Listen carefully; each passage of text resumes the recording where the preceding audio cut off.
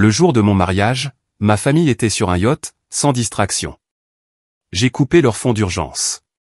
Quand mon père a débarqué en hurlant une semaine plus tard, je lui ai annoncé. Ne nous attends pas, ma chérie. Nous sommes avec la famille. La vraie famille. La voix de ma sœur résonnait dans cette légende comme du venin plaqué sur la photo de tous, souriant sur le yacht à Saint-Tropez. Mes parents, mes cousins, mes frères et sœurs, les bras les uns autour des autres, les coupes de champagne levées bien haut, la mer derrière eux scintillant comme une blague cruelle. Moi, laissé dans ma robe, le voile épinglé, agrippant le silence.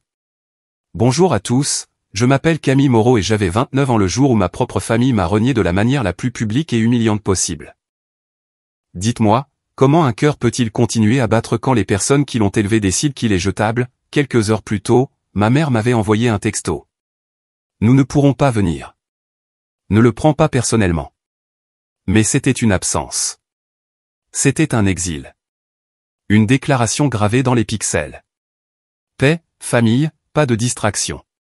Et apparemment, j'étais la distraction. Les invités chuchotaient. La tante de mon fiancé m'a jeté un regard plein de pitié. Ma témoin m'a serré la main en murmurant, ignore-les, Camille. Tu es plus forte que ça. Mais la vérité, c'est que j'étais en train de me briser. La musique a joué, les vœux ont été prononcés, et j'arborais un sourire si répété qu'il faisait plus mal que des larmes. Cette nuit-là, alors que les lumières de la réception s'éteignaient, je me suis assise seule dans ma suite nuptiale, fixant l'écran lumineux. Chaque rire sur cette photo me poignardait comme une lame. Et quelque chose en moi a cédé. Pas de rage, mais de lucidité. Je n'allais pas supplier. Je n'allais pas pleurer. J'allais m'assurer qu'ils ressentent ce que je ressentais. Invisible, rejetée, impuissante. J'ai ouvert mon ordinateur portable, je me suis connecté au filet de sécurité de la famille, le fonds d'urgence que j'avais géré pendant des années, et en quelques frappes, j'ai révoqué tous les points d'accès sauf le mien. Mes mains tremblaient, mais mon cœur s'est raffermi. Ce n'était pas de la mesquinerie. C'était de la survie. En fermant l'ordinateur, une pensée a pulsé comme le tonnerre dans mes veines. Si la famille pouvait me trahir le jour le plus heureux de ma vie, alors elle pouvait perdre tout ce qu'elle tenait pour acquis. La porte a grincé, la nuit s'est étirée, et je me suis murmuré à moi-même. Ils voulaient la paix. Je leur donnerai le silence. Le lendemain de mon mariage, l'air dans la suite sentait encore les roses et les bougies consumées, mais tout ce que je pouvais sentir était l'amertume. Mon mari dormait, ignorant la tempête que j'avais tranquillement déchaînée la nuit précédente. Je l'ai regardé, me demandant si je devais tout lui dire. Mais non, pas encore. C'était mon fardeau. Le fond avait toujours été mon devoir. Mes parents l'appelaient le matelas de sécurité, une bouée de sauvetage pour les urgences, les factures d'hôpital, les coups durs, les tempêtes inattendues. Sauf que ce n'était jamais vraiment égalitaire. Ils faisaient les dépôts, bien sûr, mais c'est moi qui équilibrais, gérais et faisais fructifier les fonds. Je gardais une trace de chaque transaction, de chaque retrait. Et ils me faisaient confiance parce que j'étais la responsable. Responsable, ce mot s'enroulait dans ma poitrine comme de la fumée. Ils m'avaient traité de beaucoup de choses avant. Têtu, dramatique, même égoïste. Mais jamais ils ne m'avaient renié en tant que famille. Pas avant cette photo sur le yacht. Et maintenant, j'étais censé continuer à garder leur filet de sécurité. Si j'étais leur distraction, ils pouvaient apprendre à vivre sans moi. Pour la première fois depuis des années, mon téléphone était silencieux. Pas d'appel, pas de texto, pas même les fausses excuses qu'ils jetaient parfois comme des miettes de pain quand ils avaient besoin de quelque chose. Au lieu de ça, je les imaginais sur ce yacht, sirotant des cocktails, riant, certains que la vie se plierait toujours à leur volonté. 3 jours plus tard, le silence s'est fissuré. Un message vocal de ma tante. Ma chérie, ton père essaie d'accéder au compte. Il dit que c'est restreint. Est-ce qu'il s'est passé quelque chose? Je n'ai pas répondu. Le 5e jour, un message de mon frère. Tu as touché au fond? Papa est furieux. Ce n'est pas drôle, Camille. Drôle. Ce mot a failli me faire éclater de rire. Il s'était moqué de moi, m'avait effacé, humilié, et maintenant c'était moi qui devais avoir le sens de l'humour. Le 6e jour, ma mère a finalement cédé. Son message était court, sec, presque chirurgical. Camille, rétablis l'accès. Ce n'est pas à toi de toucher à ça. Fais-le maintenant. Je l'ai fixé jusqu'à ce que les lettres se brouillent. Mon pouce a hésité, mais je n'ai pas tapé. Je ne pouvais pas. Au lieu de ça, j'ai laissé son message pourrir sans réponse. Et puis, le 7e jour, la tempête est arrivée à ma porte. Un poing a frappé le bois si fort que le cadre a tremblé. Mon mari s'est réveillé en sursaut. Mais je savais avant même d'ouvrir. Je savais quelle voix allait déchirer le couloir, brute et sans filtre. Camille, ouvre cette porte tout de suite. Mon père. Sa voix n'était pas seulement en colère. Elle était désespérée. Et j'ai ressenti quelque chose que je n'avais pas ressenti depuis des années. Le pouvoir point les coups faisait trembler non seulement le bois, mais aussi quelque chose en moi. Mon père avait toujours eu de l'autorité dans la voix. Le genre qui faisait taire les pièces. Le genre qui me faisait sentir petite. Mais cette fois, pieds nus dans mon couloir, je me sentais plus grande. J'ai ouvert la porte. Il était là, le visage rouge, la chemise à moitié sortie, les yeux hagards comme je ne les avais jamais vus. Il ressemblait moins à l'homme qui me racontait des histoires pour dormir et plus à quelqu'un d'acculé. « Que as-tu fait » Sa voix était basse, tremblante. Le fond est bloqué. Les cartes sont refusées. As-tu la moindre idée de ce que tu as fait à cette famille ? Quelle famille ? J'ai failli rire de l'ironie. Il m'avait exclu de cette même définition une semaine plus tôt. Je l'ai sécurisé, ai-je dit, calme malgré tout. C'est à moi de le gérer. Tu te souviens. C'était pour nous tous, a-t-il lâché, entrant comme s'il possédait l'air autour de moi. Ta mère en avait besoin. Ta sœur en avait besoin. Ton frère. Ma sœur, les jeux coupés, la gorge serrée, était sur un yacht à Saint-Tropez, en train de rire pendant que j'étais seul dans une robe de mariée. Et ma mère, elle m'a dit de ne pas le prendre personnellement pendant qu'elle sirotait du champagne.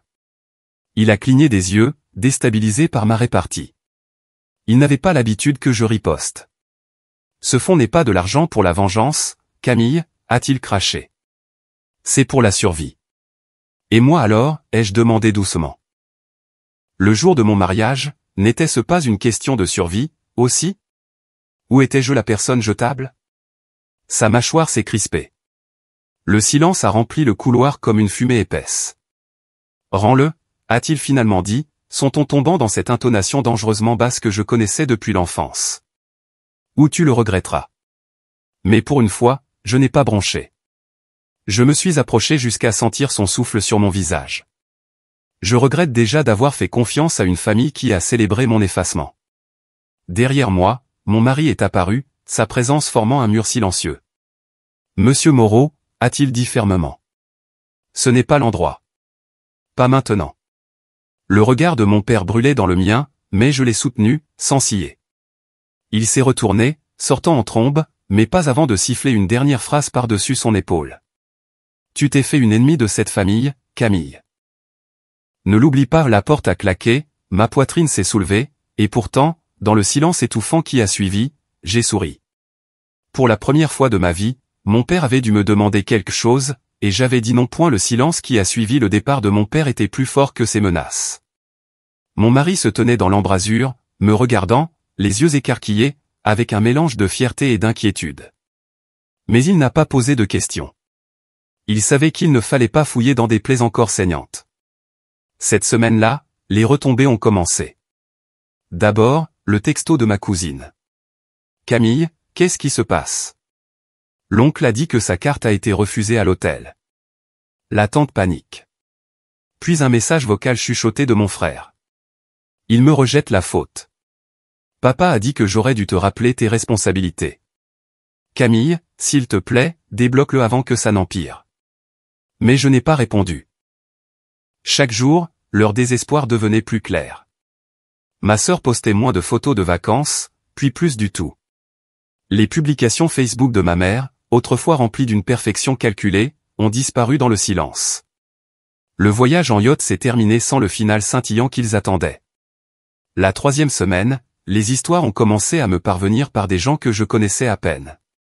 Une facture d'hôpital impayée, une mensualité de prêt immobilier rejetée. Mon père, le grand pourvoyeur, soudainement acculés par des créanciers qui sentaient la faiblesse. Je ne célébrais pas leur douleur. Ce n'était pas de la joie que je ressentais en les voyant trébucher. C'était quelque chose de plus froid, de plus tranchant, la justice. Pour une fois, ils ne pouvaient pas acheter leur sortie de la honte. Tard le soir, cependant, les doutes s'insinuaient. Je m'asseyais près de la fenêtre, regardant les lumières de la ville, me demandant si j'étais allé trop loin. Est-ce que cela faisait de moi quelqu'un de cruel? Puis je revoyais cette photo dans ma tête, le yacht, leur rire, mon absence, et les doutes se transformaient en acier. Un soir, alors que je préparais le dîner, mon téléphone s'est allumé avec un numéro inconnu. Contre toute attente, j'ai répondu. Camille, la voix de ma mère, tremblante, presque méconnaissable. S'il te plaît, les partenaires d'affaires de ton père menacent de se retirer. Le paiement des frais de scolarité de ta sœur à HEC a été rejeté. Nous avons besoin de toi. C'était le mot que j'avais attendu toute ma vie. Besoin. Te souviens-tu de ce que tu m'as envoyé le jour de mon mariage? Ai-je demandé doucement. Silence. Puis un murmure brisé. Ne le prends pas personnellement. J'ai fermé les yeux, laissant les mots s'imprégner. Maintenant, tu sais ce que ça fait. Et j'ai raccroché. Le couteau dans ma main tremblait alors que je retournais couper les légumes. Mon mari a touché mon épaule, me ramenant à la réalité. Mais au fond de moi, je savais que quelque chose de plus grand arrivait, car les gens comme mes parents ne supplient pas longtemps. Ils complotent, et je venais de peindre une cible sur mon DOS point et la tempête n'est pas venue avec des points cette fois. Elle est venue en murmure. Je les ai d'abord entendus par ma cousine. Elle a fait une gaffe au téléphone, ne réalisant pas que j'écoutais. Ta mère dit qu'il rencontre un avocat. Il cherche comment te forcer la main. Forcer? Le mot m'a glacé. Je les imaginais réunis dans le salon de la maison que j'appelais autrefois chez moi. Mon père faisant les 100 pas, ma mère avec ses perles serrées. Ma sœur faisant semblant de pleurer dans un mouchoir en soie. Je pouvais presque entendre le venin. Camille se croit maligne. Camille ne comprend pas la famille. Camille nous doit quelque chose. Mais la vérité était plus simple. Camille avait cessé de s'agenouiller. Cette semaine-là, j'ai senti la pression se resserrer. Une lettre a glissé sous la porte de mon appartement. Papier à en-tête officielle, le nom de mon père en gras en bas, exigeant l'accès au bactif partagé. J'ai ri amèrement. Partagé. Depuis quand avait-il partagé quoi que ce soit avec moi, à part l'humiliation? Mon mari s'inquiétait, mais il me faisait confiance. Tu sais ce que tu fais, a-t-il dit un soir, m'enlaçant. Ne les laisse pas te ramener dans leur poison. Pourtant, leur emprise se rapprochait. Mon travail a appelé les RH, disant que mon père avait fureté, posant des questions sur mon salaire. Ma banque a signalé des tentatives d'accès inhabituelles. Ils n'étaient pas seulement désespérés, ils étaient imprudents. Et puis les fissures se sont élargies. Lors d'un dîner chez des amis de la famille, auquel je n'avais pas assisté, le bruit a couru que l'entreprise de mon père croulait sous les dettes. Que le fonds d'urgence concernait moins les urgences que la couverture de ses dettes de jeu, de ses pertes commerciales discrètes, de son besoin de paraître intouchable. C'est là que j'ai compris. Il ne s'agissait pas de survie. Il s'agissait d'image. Mon mariage n'avait pas été un inconvénient. C'était une menace. Parce que me marier signifiait admettre au monde qu'il ne pouvait pas maintenir une perfection éternelle. Plus j'en apprenais, plus le tableau devenait clair. Les frais de scolarité de ma sœur n'étaient pas impayés à cause de moi. C'est parce que l'argent avait été siphonné depuis longtemps. Les appels désespérés de ma mère ne concernaient pas la famille. Ils visaient à sauver la face devant ses amis glamour. Je n'ai jamais été la distraction. J'étais le bouc émissaire. Cette nuit-là, j'ai rouvert mon ordinateur portable. Pour la première fois, je n'ai pas seulement regardé les chiffres. J'ai fait des copies, des transferts, des preuves. J'ai construit un mur de preuves numériques. Chaque retrait imprudent, chaque mensonge caché derrière la sécurité familiale, parce que je savais ce qui allait arriver. Et s'ils voulaient la guerre, j'allais leur donner un champ de bataille. Et la première fissure que j'ai provoquée n'était pas bruyante. Elle était silencieuse, chirurgicale. J'ai envoyé les dossiers anonymement. Un paquet de vérités soigneusement préparées, enveloppé de chiffres et de dates, envoyé par email aux partenaires d'affaires de mon père, au conseil d'administration de la fondation de ma mère et au doyen de l'université de ma sœur. Pas de commentaires, pas d'accusations, juste les preuves de leurs mensonges. Le matin, l'onde de choc a atteint le rivage. Mon téléphone a vibré avec des alertes d'actualité. Le groupe Moreau face à des questions sur des fonds manquants. Le nom de mon père dans les titres, sa réputation se vidant de son sang en noir et blanc. À midi, ma sœur m'a appelé d'un numéro masqué. Sa voix était frénétique. « Bordel, qu'as-tu fait ? Il nous traîne en enfer. Les journalistes m'appellent. Je l'ai laissé crier. Je l'ai laissé cracher son venin. Puis j'ai murmuré, je leur ai juste montré le reflet que vous fuyiez. Elle a raccroché, mais les dégâts étaient irréversibles. Ce soir-là, au dîner, mon mari et moi étions assis en face l'un de l'autre dans le calme, la télévision vacillant en arrière-plan. Un présentateur lisait à voix haute des détails sur le fonds que j'avais gardé, celui qu'il pensait pouvoir brûler. Les dettes de jeu de mon père. Les retraits de ma mère pour couvrir des voyages de luxe déguisés en besoins familiaux. Les investissements ratés de mon frère. Pour une fois, leur empire n'était pas poli. Il était brut, nu, humilié. Et les appels ont afflué. Camille, la voix de ma tante s'est brisée sur le répondeur. Ton père n'a pas quitté son bureau de la journée. Il dit que tu l'as ruiné. Mais ma chérie, peut-être que tu l'as sauvé. Peut-être que tu nous as tous sauvés de ces mensonges. Sauvés. L'ironie était profonde. Mais la vengeance n'a jamais le goût qu'on imagine. Je ne ressentais pas de joie. Je ne ressentais pas de triomphe. Je me sentais stable. Comme si j'avais enfin lâché le poids que j'avais porté pendant des années. Pourtant, sous le calme, je savais que ce n'était pas la fin. Car mes parents n'étaient pas des gens qui abandonnaient. C'étaient des gens qui griffaient, qui mordaient, qui saignaient les autres à blanc avant d'admettre la défaite. Et bien sûr, à minuit, le coup final est arrivé. Un message de mon père. Court, venimeux, sans équivoque. Tu as détruit ta famille, Camille. Mais si tu penses que tu as gagné, attends. Tu verras ce que c'est que de vraiment perdre. J'ai fixé les mots, la poitrine serrée, le poulant. Parce que je savais alors que leur guerre ne concernait plus seulement l'argent. Il s'agissait de me ramener dans les cendres avec EX. Et la menace n'est pas restée dans ma boîte de réception. Elle est arrivée dans la vie réelle, dégoulinant de venin. 2 jours plus tard, en arrivant au travail, j'ai trouvé les RH qui m'attendaient à mon bureau. Camille, nous devons parler. Mon estomac s'est noué alors qu'ils me conduisaient dans la salle de conférence vitrée. À l'intérieur se trouvait un homme que je reconnaissais, un des amis de mon père, le genre à lui taper dans le dos tout en glissant un couteau sous la table. Ils m'ont accusé de détournement de fonds familiaux. Ils ont agité des papiers, des demi-vérités, des captures d'écran modifiées. Mon père avait essayé de me faire passer pour la voleuse. Mais ce qu'il ne savait pas, c'est que je m'y étais préparé. Calmement, j'ai fait glisser une clé USB sur la table. Avant de dire un mot de plus, vérifiez ceci. Chaque transaction, chaque retrait, tout avec leur écriture, leur signature. Silence. Les écrans se sont allumés. La vérité s'est déroulée en chiffres qu'ils ne pouvaient pas manipuler. Quand les RH m'ont laissé partir, le visage de l'homme était vidé de sa couleur. Je suis sorti de ce bureau plus grande que je ne m'étais jamais senti. L'empire de mon père ne s'effondrait pas seulement. Il se retournait contre lui. Ce soir-là, mon mari et moi étions assis près de la fenêtre, regardant la ville scintiller. Ils continueront à venir, a-t-il prévenu. Je sais, ai-je murmuré. Mais chaque fois qu'il frappe, il se blesse plus profondément. Et il avait raison. Le lendemain matin, les murmures se sont transformés en titres.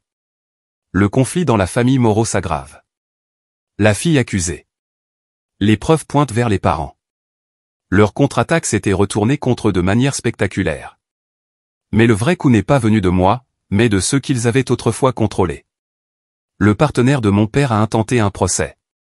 Le conseil d'administration de la fondation de ma mère l'a suspendu. L'université de ma sœur a ouvert une enquête officielle sur le soutien frauduleux aux frais de scolarité. Je n'ai pas eu à les détruire. Ils le faisaient eux-mêmes. Tout ce que j'avais fait, c'était de leur tendre un miroir. Et pourtant, sous leur effondrement, je ressentais une étrange quiétude en moi. Pendant des années, j'avais mendié de l'amour, de l'approbation, même une parcelle d'appartenance.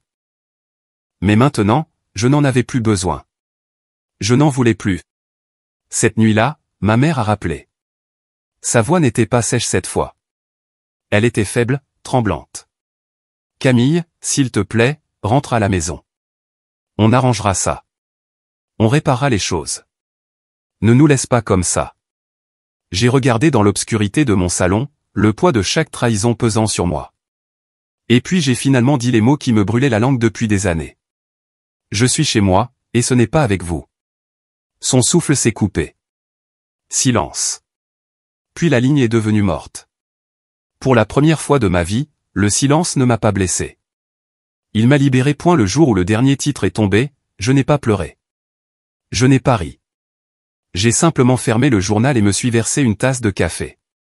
Le groupe Moreau dépose le bilan.